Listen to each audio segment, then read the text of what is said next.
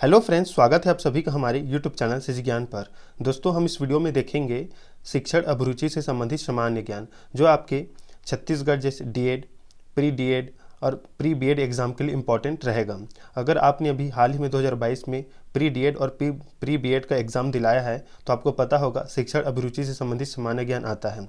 अगर आपका 2022 में जो एग्ज़ाम हुआ है उसमें कम नंबर है और आपको लगता है कि आपको प्राइवेट कॉलेज नहीं मिलेगा, तो आप को चिंता करने की कोई ज़रूरत नहीं। आप नेक्स्ट ईयर ज़रूर ट्राई कीजिए। और ये वीडियो जो है वो पहले से मैं अपलोड कर दे रहा हूँ। आपका जब भी मन करे आप चैनल पर आकर पढ़ सकते हैं, इसलिए मैं इस वीडियो को बना दे रहा हूँ। आप देखिए या ना देखिए, लेकिन जब भी आपको ज़रूरत पड़े तो आप देख सकते हैं चैनल पर आकर, इसलिए मैं ये वीडियो बना रहा हूँ। और जो 2022 में अभी एग्ज़ाम हुआ है अभी हाल ही में, उसमें बीएड का जो डीएड का तैयारी करवा रहे थे, उसमें हम बहुत ही कम वीडियो अपलोड कर पाए, इसलिए बहुत से स्टूडेंट कमेंट कर रहे थे कि सर आप पढ़ाए तो नहीं आया था। लेकिन इस बार कंप्लीट जो है जो मटेरियल है, वीडियो है, वो सभी अपलोड रखेंगे पहले से, जिसे आप पढ़ सकें और अच्छे से तैयारी कर सकें। और अगर आपको लगता है कि हम पहले से तैयारी नहीं करना चाहते तो मत कीजिएगा, लेकिन इसमें वीडियो अपलोड रहेगा, आपको पता होगा। सीजी ज्ञान यूट्यूब चैनल नाम है, आप जब भी पढ़ना चाहें तो आ जाएंगे और इस चैनल पर आप पढ़ लेंगे। तो देखिए, 2023 में अगर आप बीएड करना चाहते हैं तो प्राइवेट कॉलेज मिल जाए ऐसा मत पढ़िएगा, पूरा वीडियो ज़रूर देखिएगा और गवर्नमेंट सीट मिले या गवर्नमेंट कॉलेज मिले ऐसे तैयारी कीजिएगा। लगभग 70 नंबर आ जाए, आप इस टारगेट के साथ चलिएगा। तो अभी से तैयारी कीजिए, क्योंकि जल्द ही आ जाता है। नेक्स्ट ईयर जैसे ही जून जुलाई आएगा, आपको 3-4 महीने पहले से तैयारी करना पड़ता है, तो अभी से कर लीजिए अगर आप करना चाहते हैं तो चलिए स्टार्ट करते हैं शिक्षण अभिरुचि संबंधी सामान्य ज्ञान। देखिए, फर्स्ट है, किस विद्वान ने यह कहा था कि शिशु का मस्तिष्क का कोरी स्लेट होता है? तो देखिए दोस्तों, इसका राइट आंसर हो जाएगा ऑप्शन ग, प्लेटो। प्लेटो ने कहा था कि शिशु का जो मस्तिष्क है वो कोरी स्लेट होता है, याद रखिएगा। नेक्स्ट क्वेश्चन है, किस विद्वान ने सीखने या पाठ योजना के 5 चरण बताए थे? तो इसका राइट आंसर हो जाएगा हर्बर्ट, याद रखिएगा। हर्बर्ट ने सीखने के 5 चरण बताए थे। तो देख लीजिए, इस प्रकार से इम्पोर्टेंट क्वेश्चन रहेगा। और जो अभी हाल ही में एग्ज़ाम हुआ था 2022 में, उसमें बहुत ही कठिन शिक्षण अभिरुचि संबंधित प्रश्न आया था, लेकिन 2021 में बहुत ही इजी आया था। तो 2023 में भी इजी आने का संभावना है इस बार 2023 में। देखिए, तीसरा प्रश्न है, छात्रों को दिए जाने वाले शारीरिक दंड के संबंध में आपकी क्या राय है? ऑप्शन देखिएगा, जहाँ तक संभव हो दंड से बचा जाए, सभी अपराधियों को समान दंड देना चाहिए, दंड देते समय शिक्षक को बच्चे की आयु और उसकी शारीरिक क्षमता का ध्यान रखना चाहिए, या उपरोक्त सभी। तो देखिए, इसका राइट आंसर हो जाएगा ऑप्शन क, जहाँ तक संभव हो दंड से बचा जाए। छात्रों को दिए जाने वाले शारीरिक दंड के संबंध में आपकी क्या राय है? तो ऑप्शन का इसका राइट आंसर होगा। चलिए देखते हैं अगला प्रश्न।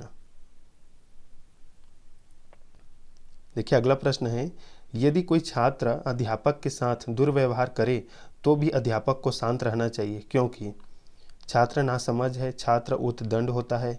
यदि छात्र समझदार हो तो वह ऐसा करेगा ही नहीं। छात्र के दुर्व्यवहार से क्रुद्ध होकर छात्र को दंड देना अध्यापक को शोभा नहीं देता। तो देखिए दोस्तों, इसका राइट आंसर हो जाएगा ऑप्शन घ, चौथा। छात्र के दुर्व्यवहार से क्रुद्ध होकर छात्र को दंड देना अध्यापक को शोभा नहीं देता, यही इसका राइट आंसर होगा। यदि कोई छात्र अध्यापक के साथ दुर्व्यवहार करे तो अध्यापक को शांत रहना चाहिए, दंड नहीं देना चाहिए। अगला प्रश्न है,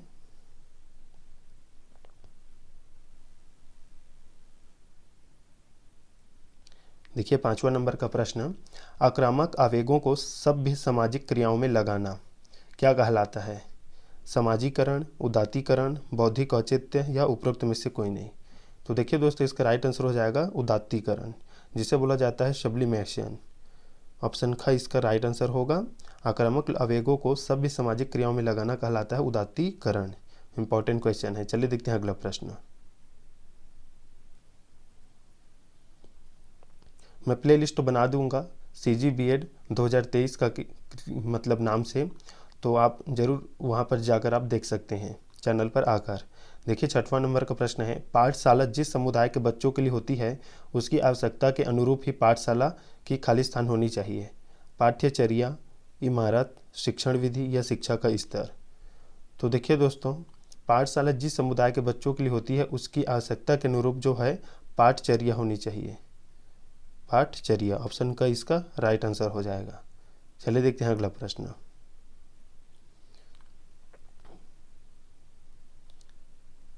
नेक्स्ट है, पठन पाठन विधि के निम्नलिखित चरणों में से किस चरण पर अध्यापक को सबसे अधिक समय देना चाहिए? तैयारी, प्रस्तुतिकरण, तुलना या सामान्यीकरण। तो इसका राइट आंसर हो जाएगा प्रेजेंटेशन, प्रस्तुतिकरण। ख इसका राइट आंसर होगा। पठन पाठन विधि के निम्नलिखित चरणों में से किस चरण पर अध्यापक को सबसे अधिक समय देना चाहिए? तो प्रेजेंटेशन पर, याद रखिएगा। चलिए देखते हैं अगला प्रश्न। देखिए अगला प्रश्न है, कक्षा शिक्षण की विश्लेषणात्मक विधि खाली स्थान के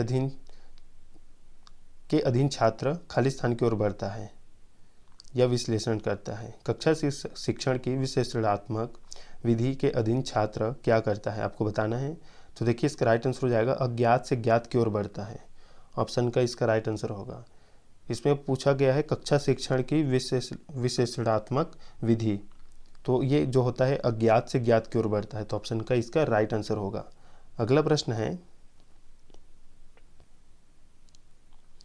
कक्षा शिक्षण की संश्लेषणात्मक विधि, वो विश्लेषणात्मक थी, ये संश्लेषणात्मक है। तो देखिए कक्षा शिक्षण की संश्लेषणात्मक विधि खाली स्थान के अधीन छात्र क्या होता है? तो देखिए इसका राइट आंसर हो जाएगा ज्ञात से अज्ञात की ओर बढ़ता है। ऑप्शन का इसका राइट आंसर होगा। दोस्तों अगर आप पहले से पढ़ना चाहते हैं जरूर पढ़िएगा और वीडियो को जरूर अंत तक देखिएगा।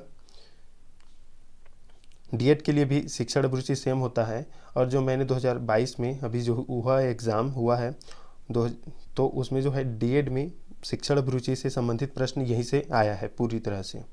बीएड में नहीं आया लेकिन डीएड में आया था, तो इस बार बीएड में भी यहीं से आएगा, क्योंकि एक बार इजी एक बार टफ दे रहा है, तो इस बार यहाँ संभावना है। तो देखिए अगला प्रश्न, शिक्षा के क्षेत्र में रूसों का योगदान महत्वपूर्ण है, निम्नलिखित में से कौन सा योगदान उसका नहीं है? तो उसका कौन सा योगदान नहीं है ये बताना है। तो ऑप्शन ख, शिक्षा में अध्यापक की केंद्रीय भूमिका, रूसों का योगदान नहीं है, लेकिन आपको योगदान ये नहीं है इसे मत देखिए। तो योगदान कौन सा है रूसों का? तो बाल केंद्रित शिक्षा, शिक्षा में खेलकूद का महत्व, और घ है पाठ्यचर्या सुधार। तो इसे याद रखिएगा, रूसों का योगदान 3 दिया गया है इसमें, जिसे याद रखिएगा, बाल केंद्रित शिक्षा, शिक्षा में खेलकूद का महत्व और पाठ्यचर्या में सुधार। देखिए अगला प्रश्न है, कक्षा में बच्चे मनोरंजन के लिए बहुत सी पुस्तकें पढ़ते हैं, प्रायः वे ऐसी पुस्तकें एक दूसरे से लेते देते रहते हैं। यदि अध्यापक समय समय पर उनके द्वारा पढ़ी गई पुस्तकों के बारे में उनसे रिपोर्ट लेता रहे और पूछता रहे कि उन्होंने क्या पढ़ा और उसमें मुख्य बात क्या थी, तो इससे बच्चों में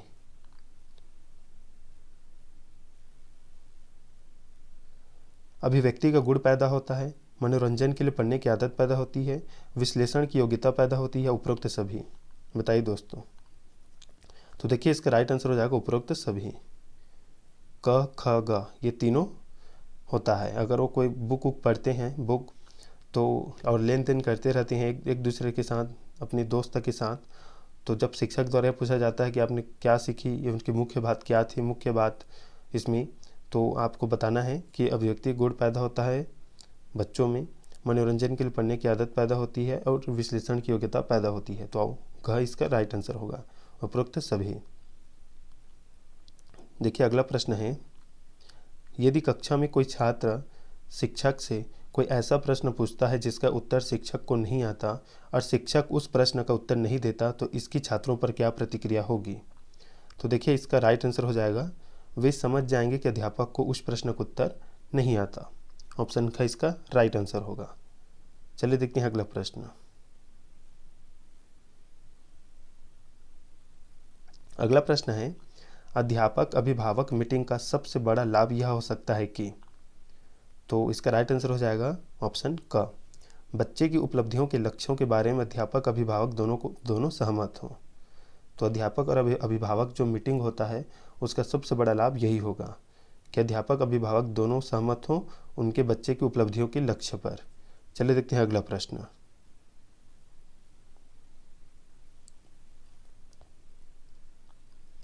और इसी चैनल पर आपको सीजी प्यून, सब इंस्पेक्टर और साथ ही छात्रावास अधीक्षक की जीके अपलोड की गई है।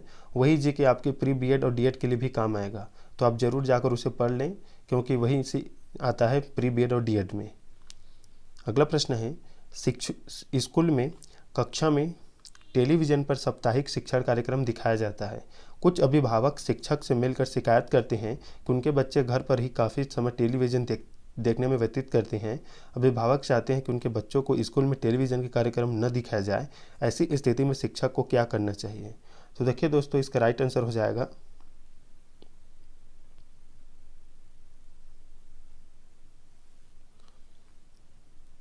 ऑप्शन घ।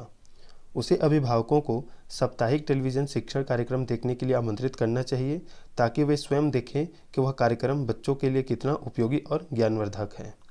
तो अभिभावक को भी इस शिक्षण विधि में बुलाना चाहिए, ये बोला जा रहा है इस प्रश्न में, इस उत्तर में। अगला प्रश्न है,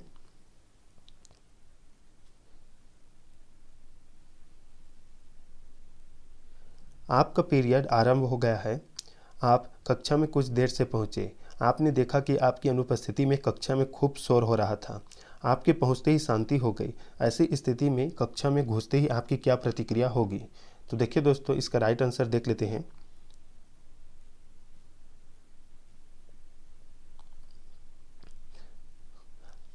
घ इसका राइट आंसर होगा, आप कक्षा में जाकर बिना किसी आदेश के पढ़ाई का कार्य शुरू कर देंगे।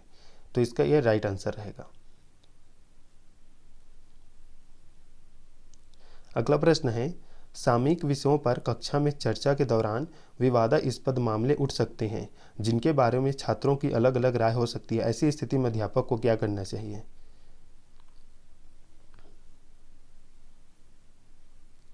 तो देखिए, इसका राइट आंसर हो जाएगा, छात्रों को आदेश देना चाहिए कि वे अपनी राय के समर्थन में तथ्य या प्रमाण भी दें। ऑप्शन का इसका राइट आंसर होगा।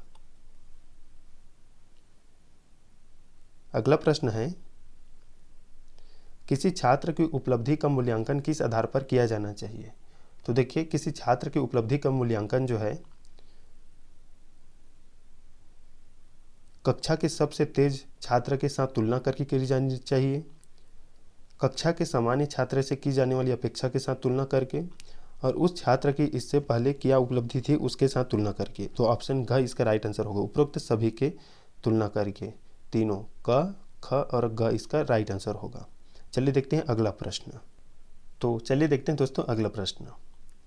देखिए, अगला प्रश्न दिया गया है 18वां नंबर, अच्छे अंक न पाने वाले छात्रों की प्रोग्रेस रिपोर्ट में अक्सर शिक्षक लिख देता है, तुम इससे भी अच्छे अंक प्राप्त कर सकते हो। क्या ऐसा लिखने से छात्रों को प्रोत्साहन मिलता है? तो देखिए, इसका राइट आंसर हो जाएगा ऑप्शन घ, इससे बच्चों को हौसला बढ़ता है। यही इसका राइट आंसर रहेगा। अगला प्रश्न है, मानसिक दृष्टि से पिछड़े बच्चे आमतौर से अधिक संवेदनशील होते हैं। ये राइट आंसर रहेगा। मानसिक दृष्टि से जो पिछड़े बच्चे होते हैं वो आमतौर पर संवेदनशील होते हैं, याद रखिएगा। अगला प्रश्न है, आप विज्ञान के अध्यापक नहीं हैं। कक्षा की पाठ्य पुस्तक में एक पाठ किसी वैज्ञानिक के जीवन और उसकी वैज्ञानिक उपलब्धियों के बारे में है। ऐसी स्थिति में उस पाठ के संबंध में आप क्या करेंगे? तो देखिए, इसका राइट आंसर हो जाएगा, स्वयं उस वैज्ञानिक के जीवन और उसकी वैज्ञानिक उपलब्धियों के बारे में पढ़कर छात्रों को वह पाठ पढ़ाएंगे। ऑप्शन का इसका राइट आंसर होगा। अगला प्रश्न है, आप किसी कक्षा के अध्यापक नियुक्त किए जाते हैं। पहले दिन जब आप अपनी कक्षा में जाते हैं तो छात्र आपसे अपना परिचय देने का अनुरोध करते हैं, आपकी क्या प्रतिक्रिया होगी? तो इसका राइट आंसर हो जाएगा दोस्तों, संक्षेप में परिचय देकर छात्रों का परिचय प्राप्त आप करेंगे। ऑप्शन का इसका राइट आंसर होगा। अगला प्रश्न है, यदि स्कूल में बच्चों की वाद विवाद प्रतियोगिता होने वाली हो तो आप कुछ बच्चों के लिए, ऑप्शन घ इसका राइट आंसर होगा, भाषण के लिए वे कहाँ से सामग्री लें, इसका आप मार्गदर्शन करेंगे। मतलब वाद विवाद प्रतियोगिता के लिए आप सामग्री है उसका कहाँ से ले, इसका आप उन्हें बताएंगे कि आप यहाँ से सामग्री लें, और इस प्रकार से आप उनका मार्गदर्शन करेंगे। ऑप्शन घ इसका राइट आंसर होगा। वर्तमान शिक्षा पद्धति सामान्यतः क्या हो गई है आपको बताना है। तो देखिए, रोजगार उन्मुख नहीं है, वर्तमान शिक्षा पद्धति आमतौर से किताबी है, हाथ से काम करने का अभ्यास नहीं कराती। तो इसका राइट आंसर हो जाएगा दोस्तों उपरोक्त सभी घ। ये बिल्कुल सही है। रोजगार उन्मुख नहीं है, आमतौर पर से किताबी हो चुकी है और हाथ से काम करने का अभ्यास नहीं कराती। तो ऑप्शन घ इसका राइट आंसर होगा। आपको बताना है मार्गदर्शन क्या करती है। मार्गदर्शन से आप क्या समझती हैं, ये किसमें सहायता करती है, आपको ये बताना है। तो देखिए, इसका राइट आंसर हो जाएगा ग। क और ख दोनों रहेगा। स्वयं को बेहतर तरीके से समझने में सहायता करती है और निर्णय करने में सहायता करती है। तो मार्गदर्शन गाइडेंस का यही अर्थ निकलता है या यही लाभ है, स्वयं को बेहतर तरीके से समझने में सहायता और निर्णय करने में सहायता। अगला प्रश्न है, मार्गदर्शन इसलिए दिया जाता है कि छात्र अपने को तथा अपनी समस्याओं को जान पहचान सके, अपनी क्षमताओं का विकास कर सके। इस संबंध में कौन सा कथन सही नहीं है। तो देखिए, सही नहीं है ये पूछा जा रहा है, तो घ इसका राइट आंसर होगा। घ इसका राइट आंसर होगा। शिक्षा के आरंभ में मार्गदर्शन का जितना महत्व है उतना आगे चलकर नहीं होता। तो ये कथन जो है गलत है। अगला प्रश्न देखिए, जब अध्यापक अपनी कक्षा के छात्रों के लिए शिक्षण योजना तैयार करता है तो उसे छात्रों की या क्या करना चाहिए, उसका मतलब छात्रों की ओर उसमें उसका क्या ध्यान में रखना चाहिए योजना तैयार करते समय। तो इसका राइट आंसर हो जाएगा आयु को ध्यान में रखना चाहिए और बौद्धिक आयु को ध्यान में रखना चाहिए, दोनों रखना चाहिए। ग इसका राइट आंसर नहीं रहेगा, तो इसका राइट आंसर मतलब घ रहेगा। क और ख दोनों रहेगा, आयु को ध्यान में और बौद्धिक आयु को ध्यान में। अगला प्रश्न है, शिक्षा की प्रोजेक्ट विधि का आधार क्या है। तो देखिए, इसका आधार है करके सीखने का सिद्धांत। ग इसका राइट आंसर होगा। अगला प्रश्न है, विज्ञान पढ़ने वाले छात्रों में प्रयोग करने की क्षमता का विकास कैसे किया जा सकता है। तो इसका राइट आंसर होगा उन्हें प्रयोग करके अभ्यास कराकर उनमें प्रयोग करने की क्षमता का विकास किया जा सकता है। अगला प्रश्न है, कक्षा शिक्षण के दौरान शिक्षक एक प्रश्न पूछता है, यदि एक छात्र उसका उत्तर नहीं दे पाता तो शिक्षक को क्या करना चाहिए। तो देखिए, इसका राइट आंसर हो जाएगा ख।